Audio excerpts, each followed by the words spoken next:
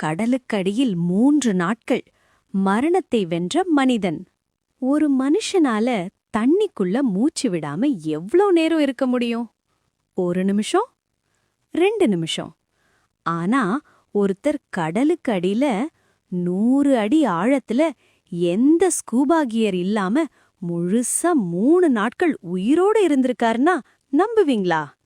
இது சினிமா இல்ல, 2013ல நடந்த ஒரு பயங்கரமான உண்மைச் சம்பவம்.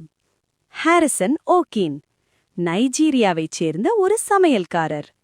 மே 26, 2013 அதிகாலை 4 மணி.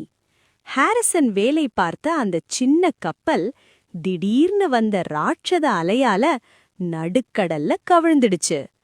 கப்பல்ல இருந்த மத்த 11 பேரும் தூக்கத்திலேயே இறந்துட்டாங்க. ஆனா ஹாரிசன் மட்டும் பாத்ரூம்ல இருந்ததால தப்பிச்சிட்டாரு. கப்பல் மெல்ல மெல்ல கடலுக்கடியில 100 அடி ஆழத்துல போய் தரை தட்டி நிக்குது. ஹாரிசன் இருந்த அந்த சின்ன அறையில ஒரு ஏர் பாக்கெட், அதாவது காற்று குமிழி சிக்கிக்கிச்சு. அதுதான் அவரோட உயிர் மூச்சு. சுத்தி கும்மிருட்டு, உறைந்து போற குளிர், கழுத்து வரைக்கும் தண்ணீர்.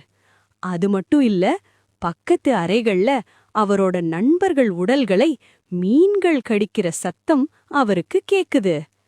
அந்த நரகத்துல சாப்பாடு தண்ணி இல்லாம 60 மணி நேரம் நின்னுக்கிட்டே பிரார்த்தனை பண்ணிக்கிட்டு இருக்காரு. 3 நாளுக்கு அப்புறம் தென்னாப்பிரிக்காவில இருந்து ஒரு டைவிங் டீம் வருது. அவங்க வந்தது யாரையும் காப்பாத்த இல்ல, வெறும் சடலங்களை மீட்கத்தான்.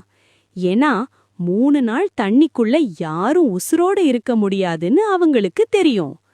டைவர்ஸ் ஒவ்வொரு அறையா தேடிட்டு வராங்க. திடீர்னு ஒரு கை டைவரோட கைய பிடிக்குது. டைவர் பயந்து அலறிட்டாரு. பேயின்னு நினைச்சாங்க. ஆனா டார்ச் அடிச்சு பார்த்தா ஹாரிசன் உசுரோட இருக்காரு. அந்த டைவர் கேமராவுல பதிவான அந்த காட்சி உலகத்தையே உலுக்கிடுச்சு. உடனடியா அவருக்கு ஆக்சிஜன் கொடுத்து மெதுவா மேல கொண்டு வந்தாங்க. ஏன்னா டக்குன்னு மேல வந்தா அழுத்த மாறுபாட்டால் இதயம் வெடிச்சிடும்.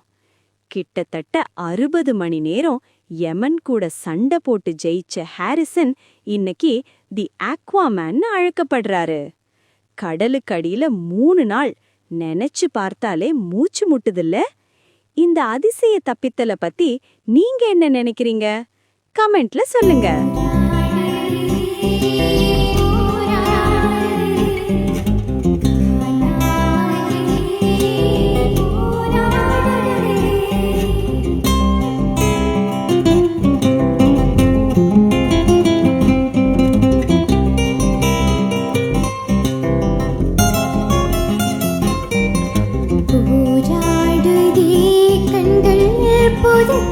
காற்றோடு ஊஞ்சலாடுதே படபட நெஞ்சம், காணாமலே உள்ளம் தவிக்கின்ற தோட்டத்தில் கவிதை பாடுமா துடிக்கின்ற பூக்கள்,